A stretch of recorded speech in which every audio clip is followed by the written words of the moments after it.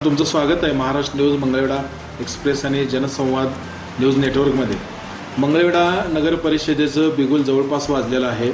Form भरायला सुद्धा 1-2 दिवसांमध्ये सुरुवात होते आणि खूप मोठ्या राजकीय घडामोडीला वेग आलेला आहे।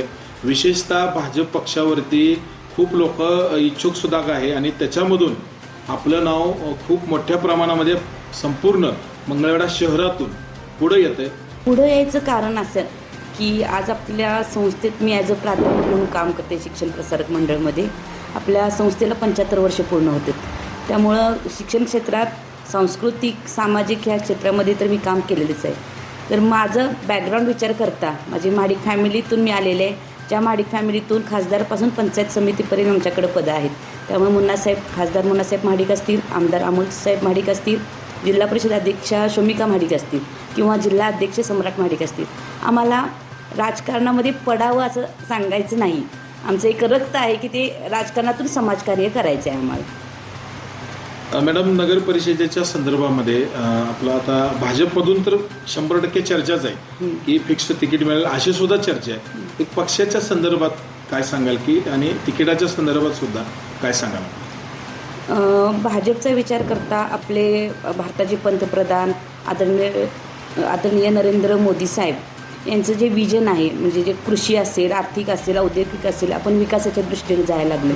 प्रशासकीय दृष्टीने विचार केला तर अगदी पारदर्शक त्यांचं काम आहे। म्हणजे सर्वसामान्य जनतेला एक आपण एवढ्या उच्च पदापर्यंत जाऊ शकतो अशी एक गॅरंटी वाटायला लागलेली आहे। त्यामुळं काम करायला खूप चांगली संधी आहे। भाजप ही विजनरी आहे, एक चांगलं विजन आहे, सर्वसामान्यांचं ते पक्ष आहे।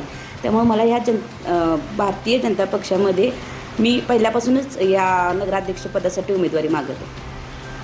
भाजपच का काही इतर पक्षातून सुद्धा जर समजा ऑफर आली कुठून, नक्की निवडणुकीला पक्ष कोणता असेल? मला बऱ्याच पक्षातून ऑफर आले असेल, पण आमचं एक विजन आहे की आपल्याला भारतीय जनता पक्षातूनच करायचं आहे। कारण मी आत्ताच बॅकग्राऊंड सांगितलं माझं, प्लस आपल्याला आपण आपले माजी पालकमंत्री चंद्रकांत दादा असतील त्यांच्याबरोबर नाट्य परिषदच्या माध्यमातून मी कामं केलेली आहेत।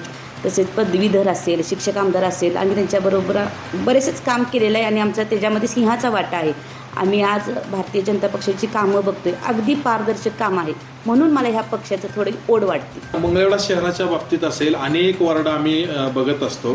विकासापासून ज्या सोयी सुविधा मंगळवेढा शहरामध्ये पाहिजे, मंगळवेढा शहर हे ऐतिहासिक शहर आहे, त्या दृष्टीनं कुठं विकास झालेला आत्तापर्यंत अनेक दिसलेला नाही। तुम्ही काय सांगा? विकास इथून पुढं कसा करायचा तो प्रश्न मला विचारला तर मला बरं वाटेल। कारण आत्ता ही माझी पहिली टर्म आहे राजकारणात यायची किंवा नगरपालिकेसाठी उमेदवारी। सद्य परिस्थितीच्या शहराच्या विकासाबाबत बरोबर बोलतोय। अनेक गैरसोयीचे रस्ते आहेत, छोटी छोटी बोळं आहेत, गटारी उघड्यावर आहेत, कचऱ्याचे सुद्धा प्रश्न तसेच आहेत। अनेक ठिकाणी आपण बघतो की कचरा तसाच पडलेला आहे, 2-2 दिवस पडलेला आहे, घंटागाड्या अनेक ठिकाणी येत नाहीत। याबद्दल तुम्ही काय सांगा? ऑफकोर्स आता बघतोय आपण ओला कचरा सुका कचऱ्याचं जे नियोजन केलं होतं देशामध्ये चालले ते काय आपल्या मंगळवेढ्यामध्ये दिसत नाही। दुसरी गोष्ट पाण्याचा अभाव आहे, अशुद्ध पाणी मिळतं आपल्याला मंगळवेढ्याची हद्दवाढ पण करायची आहे, वाढ करायची आहे। तसेच शुद्ध पाणी, गरिबांना मोफत रुग्णवाहिका पाहिजे आपल्या इथं CC कॅमेरे पाहिजे, रस्ते चांगले पाहिजे, बऱ्याच अशा समस्या आहेत। आता इतकं की आपला मंगळवेढा म्हणजे 16 संतांची भूमी म्हणून ओळखली जाते।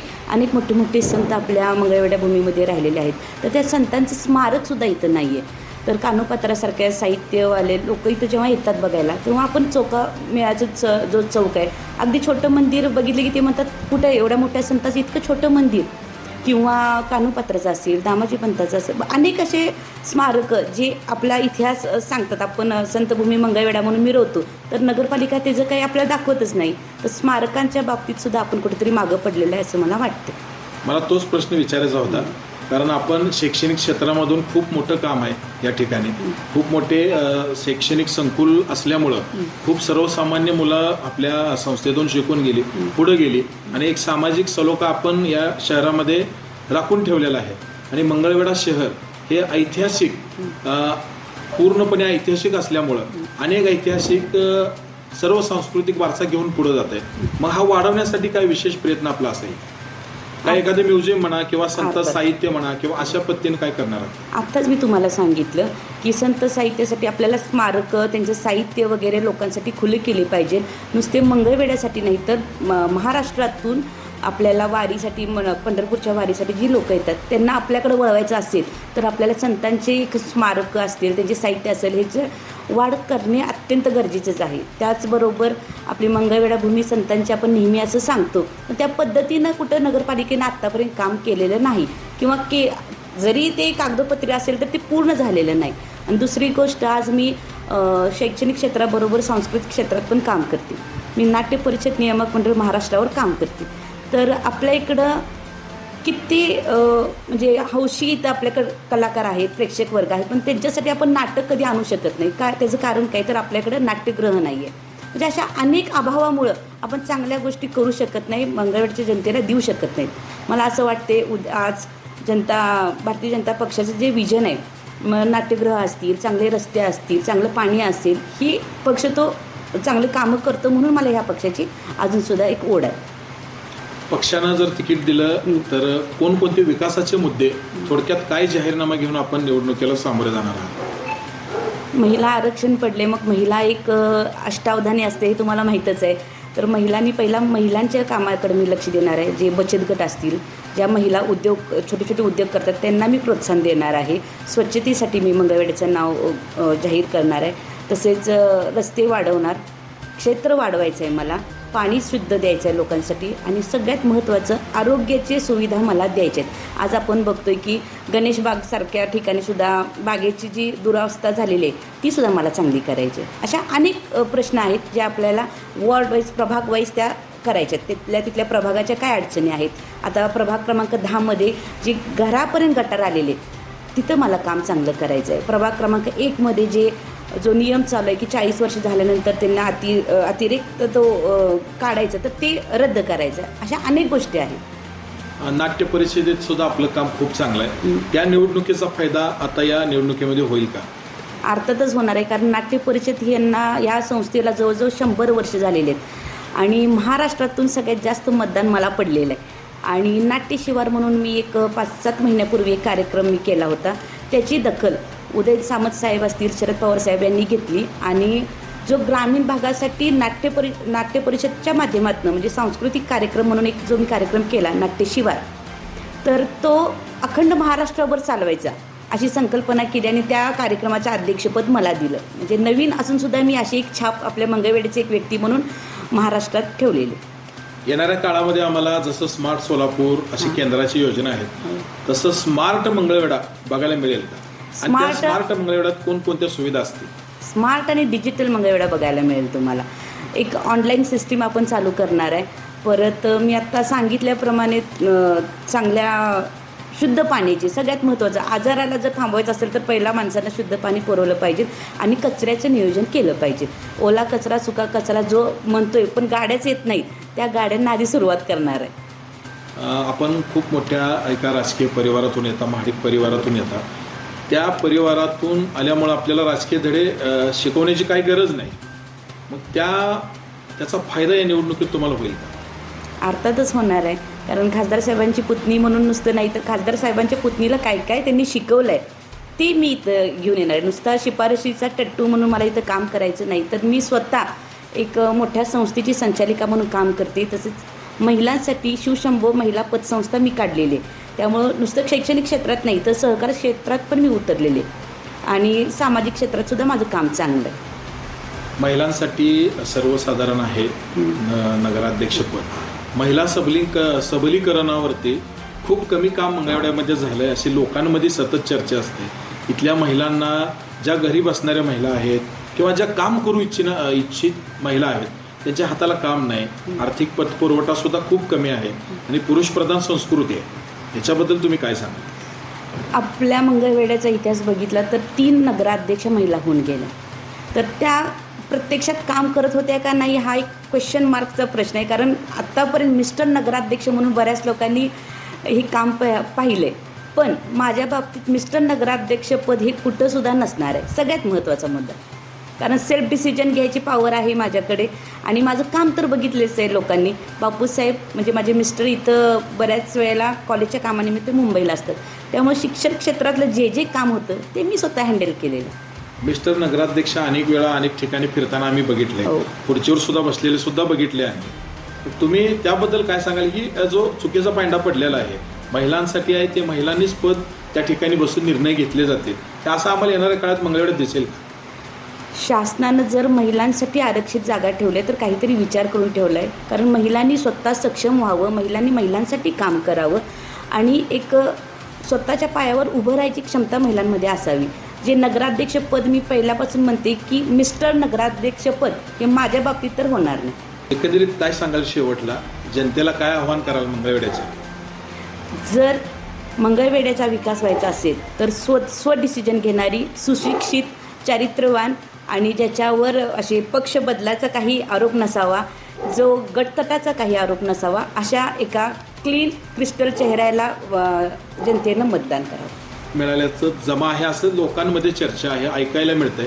परंतु भाजपची सध्या युवा कार्यकर्ते आहेत, जुने कार्यकर्ते आहेत.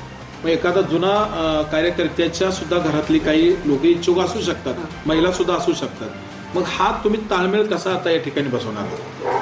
हा ताळमेळ घ्यायची जबाबदारी आपल्या मंगळवेढ्याचे लोकप्रिय आमदार समाधानदादांकडेच आहे. आता हे राजकारण जे चालू आहे हे गुलदस्त्यातलं राजकारण. तुम्हाला थोड्या दिवसात हे कळणारच आहे की नेमकं कोण आहे. आणि तुम्ही जो प्रश्न केला आहे, जे कार्यकर्ते, आम्हीसुद्धा कार्यकर्ते, आम्हीसुद्धा भाजपचं काम केलेलं आहे. आज शैक्षणिक क्षेत्राच्या माध्यमातून असेल, एक नुसतं आपल्याला काही ठराविक लोकांसाठी नाही तर सगळ्यांसाठी काम करावं लागतं.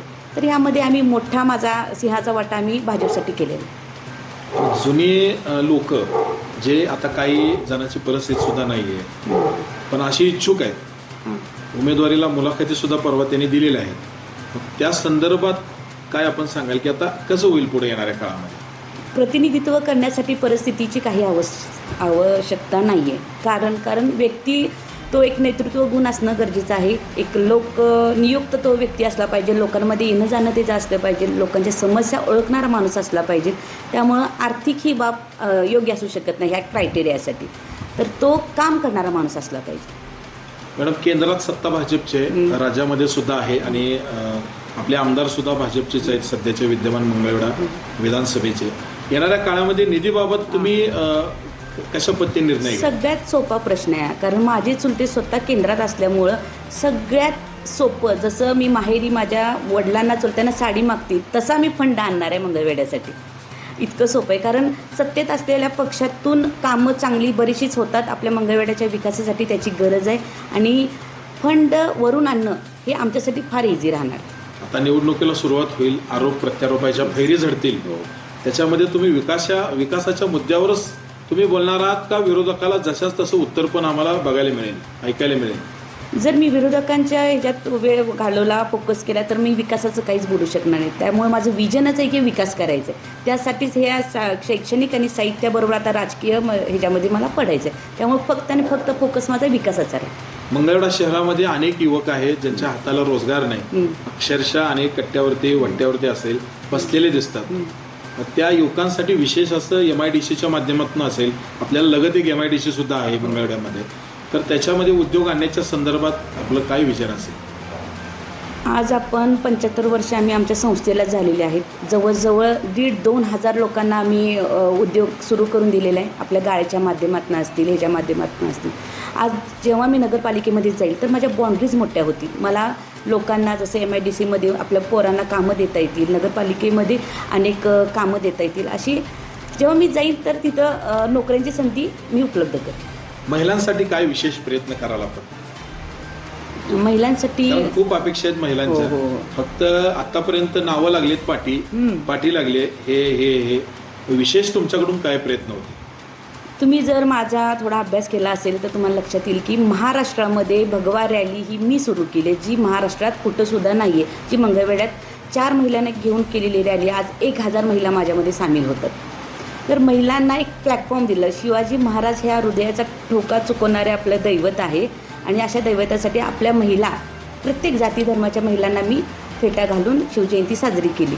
हे जर माझं छोटं काम आहे. जेव्हा मी नगराध्यक्ष म्हणून नगरपालिकेमध्ये जाईल तर महिलांसाठी त्यांचे जे लघु उद्योग असतील किंवा महिलांसाठी त्यांचे काही ब्रँडचे आता ज्वारीचे बिस्किट असतील, आपलं ज्वारी मंगळवेड्याचं आपलं हे आहे तर त्याच्यापासून बाय प्रोडक्ट बनवणारे काही ग्रुप आहेत तर त्यांच्यासाठी मी चांगलं काम करेन. मंगळवेढ्यामध्ये विविध जाती धर्माचे, पंथाचे, विचारांचे लोक राहतात. मग आपल्या संपूर्ण ज्यांनी हे शैक्षणिक रोपटं लावलं, दलित मित्र कदम गुरुजी यांनी जो सामाजिक वसा जो ठेवला तसाच चालू, म्हणून त्यांना दलित मित्र म्हटलं जातं. तोच वारसा येणाऱ्या निवडणुकीमध्ये तुम्हाला उपयोगी ठरेल. नक्कीच ठरणार आहे, कारण आमचे आजी सासरे यांना दलित मित्र कदम गुरुजी हा एक पुरस्कार मिळाला आहे आणि मलासुद्धा सोलापूर जिल्ह्याचा दलित मित्र म्हणून पुरस्कार मिळालेला आहे. त्यामुळे त्यांच्याच पावलावर पाऊल ठेवून म्हणजे आज आपल्या संस्थेचे संचालक बघितलं तर मुस्लिम समाजाचे असतील, सगळ्या समाजाचे लोक संचालक म्हणून, अधिकारी म्हणून, प्राध्यापक वर्ग म्हणून, नॉन टीचिंग वर्ग म्हणून आपण सगळ्या वर्गांना संधी दिलेली. आणि विद्यार्थी विचार केला तर आपल्याकडं हजारो विद्यार्थी आहेत. ते हर एक जातीचे विद्यार्थी आहेत. प्रत्येक जातीला आपण असं काही स्पेसिफिक वेगळं वळण दिलेलं नाही आहे. मंगळवेढा शहरामधील जातीचं समीकरण निवडणुकीमध्ये खूप महत्त्वाचं असतं. वोटिंगच्या संदर्भामध्ये म्हणतोय मी, ते समीकरण कशा पद्धतीनं जुळेल आता? कारण आत्ताच सध्या परिस्थितीला मराठा आरक्षणाचा प्रश्न खूप मोठा आहे आणि ओबीसीचा सुद्धा प्रश्न तो तितकाच महत्त्वाचा आहे. म्हणजे समीकरण कशा पद्धतीनं आपण जुळवून निवडणुकीला सामोरे जाणार आहात? कधी कधी मतदान व्यक्तीच्या 10% व्यक्ती बघून 10% केलं जातं. आज मी काम करते तर माझ्या कामामध्ये मी किती जातींना हाताशी धरून कामं केलेली ह्याचासुद्धा विचार केला जातो. आणि पक्षाच्या बाबतीत विचार केला तर हर एक समाजाची माणसं आपल्याकडे आहेत. म्हणजे भारतीय जनता पक्ष असं कोणत्या वेगळ्या ठराविक वर्गासाठी कधी काम करत नाही, सगळ्या वर्गासाठी काम केलेलं आहे त्यांनी. शेवटचा प्रश्न आहे, निवडणुकीला सामोरे जात असताना आपण एक व्हिजन सांगावं की आम्ही या गोष्टी आम्ही सगळ्या करू आणि एक जनतेला शेवटचा संदेश द्यावा. महिला आरक्षण पडल्यापासून सगळ्यांच्या आशा पल्लवित झालेल्या आहेत की महिला ॲज अ तेजस्विनी सुजित कदम म्हणून नगराध्यक्ष झाल्या तर त्या काय करू शकतात, ही मला जनतेतून सांगितले की बाबा तुम्ही व्हावं. याचं पाठीमागचं कारण म्हणजे माझं शिक्षण, मी केलेलं काम आणि माझं महिलांप्रती नेहमीच अग्रेसिव्ह असते मी की महिलांनी आपल्या पायावर उभं राहावं, हे माझं मोठं विजन आहे. आणि दुसरी गोष्ट म्हणजे मंगळवेढा संतभूमी ही महाराष्ट्रात गाजवावं आणि शुद्ध आणि सुंदर मंगळवेढा बनवायचं माझं स्वतःचं स्वप्न आहे. अनेक वॉर्डामध्ये आम्ही फिरत असतो, अनेक वॉर्डातल्या लोकांचा आमचा संपर्क आहे. तुम्ही उमेदवारी घ्यावी म्हणून एक जनरेटा मंगळवेढ्यातून येतोय, याचं कारण काय सांगाल तुम्ही? त्यांनी माझं काम बघितलेचं. आज साहित्यामध्ये माझं काम बघितलं आहे, सांस्कृतिकमध्ये माझं काम बघितलं आहे, सहकारमध्ये माझं काम बघितलं आहे, शैक्षणिक क्षेत्रामध्ये माझं काम बघितलेलं आहे, इवन क्रीडा क्षेत्रामध्ये सुद्धा मी ॲग्रेसिव्ह काम केलेलं आहे.